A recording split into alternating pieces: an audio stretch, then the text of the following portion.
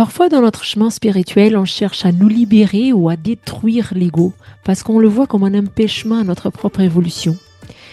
Mais dans la perspective védique, en fait, l'ego, il est en lien avec notre identité et c'est lui qui va nous permettre d'avoir des échanges avec les autres et justement de pouvoir évoluer.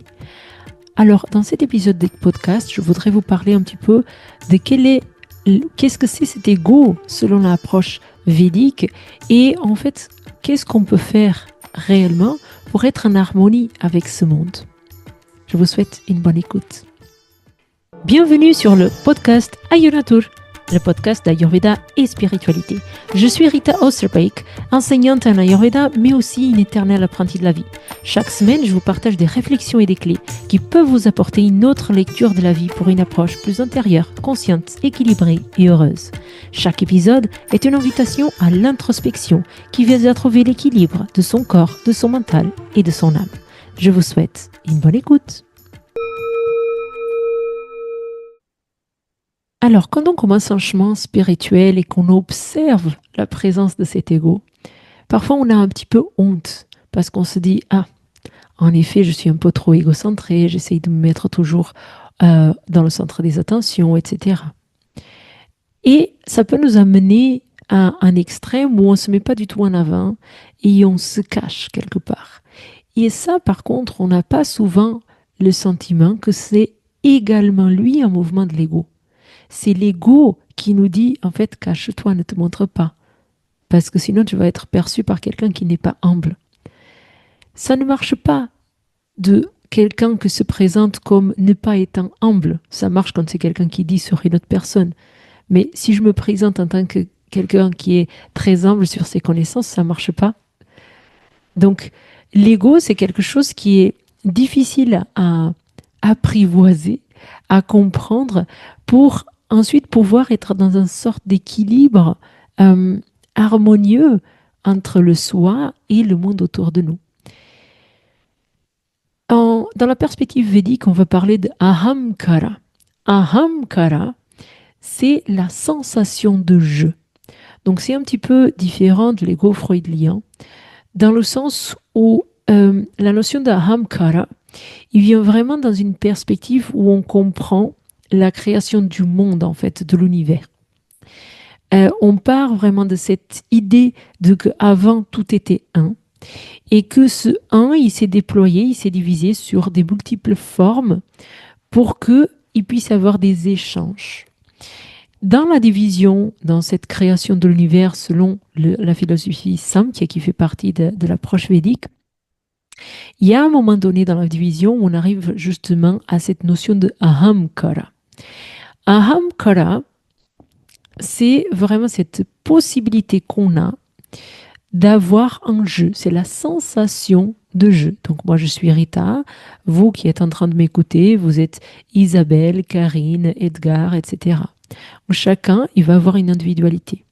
Mais dans la notion d'ahamkara, il y a aussi la notion d'une diversité de choses, de plantes, d'animaux, de personnes qui peuvent exister.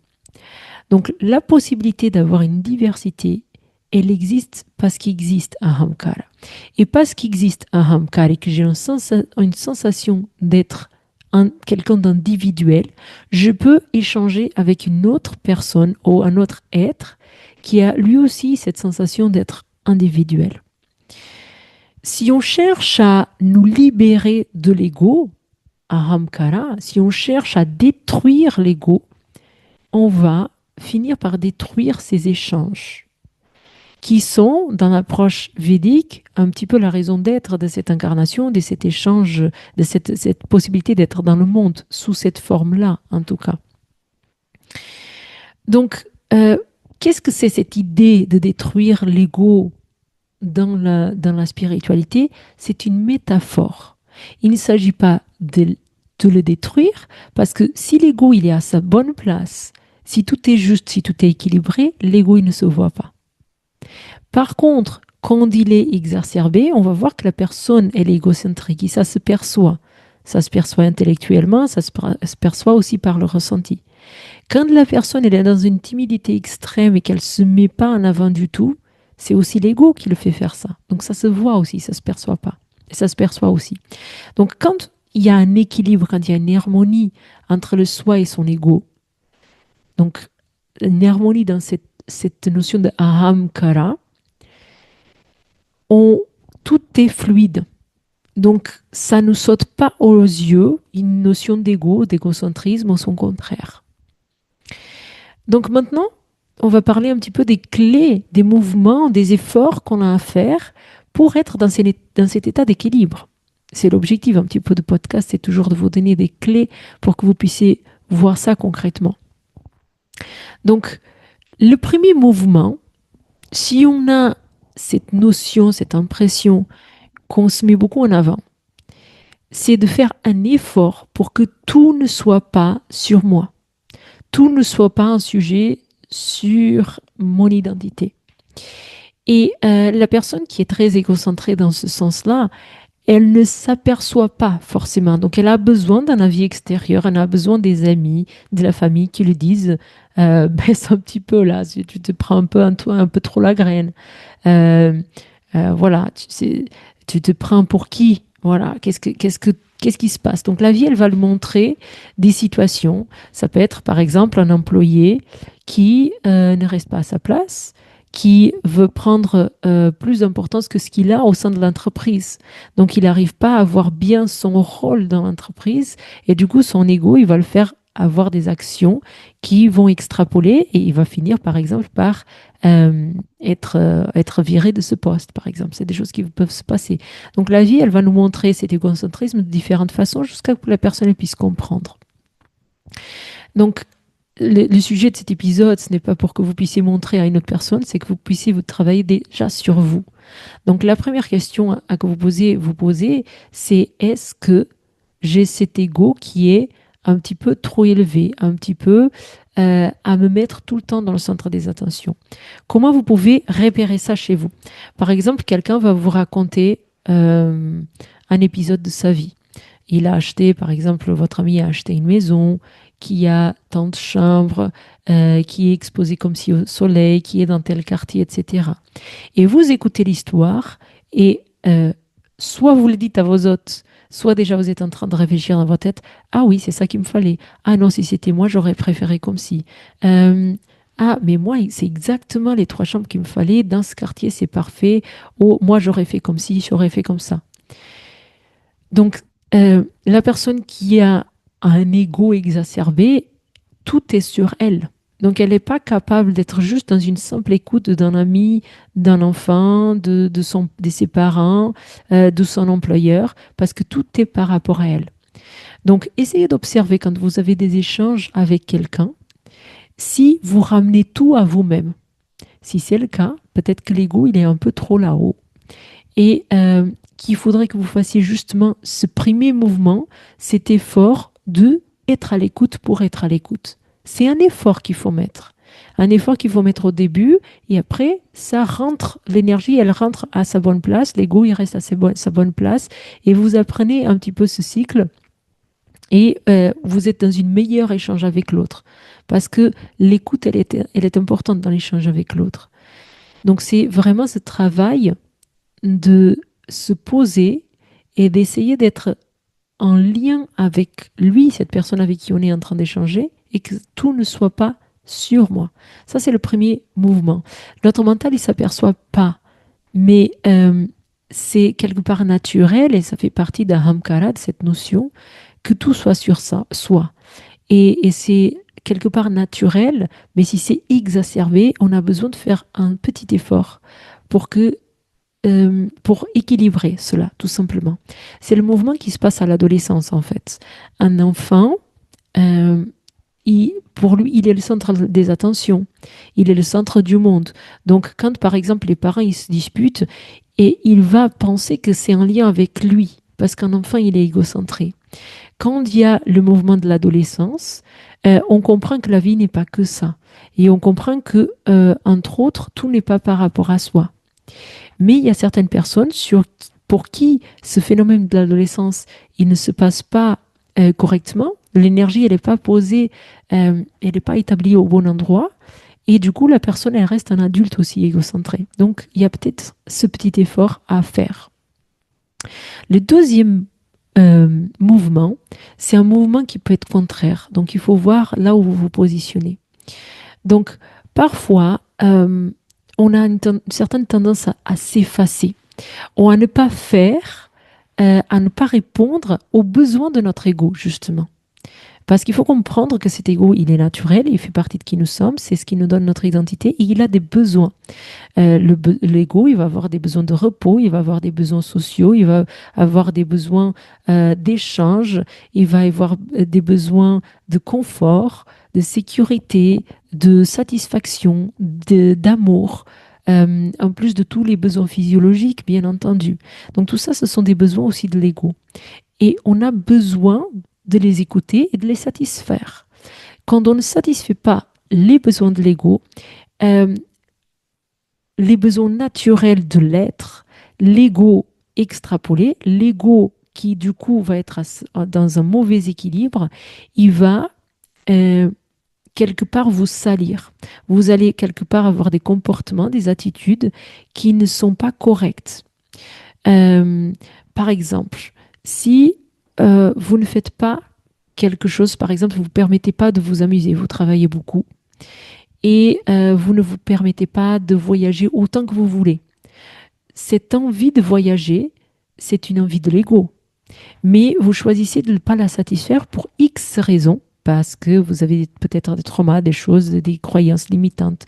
Vous avez plein de raisons pour lesquelles vous ne vous autorisez pas à faire ce que votre ego il vous demande, parce que vous pensez quelque part que vous n'êtes pas légitime de le faire, c'est pas le moment de le faire, etc. Il y a plein de raisons.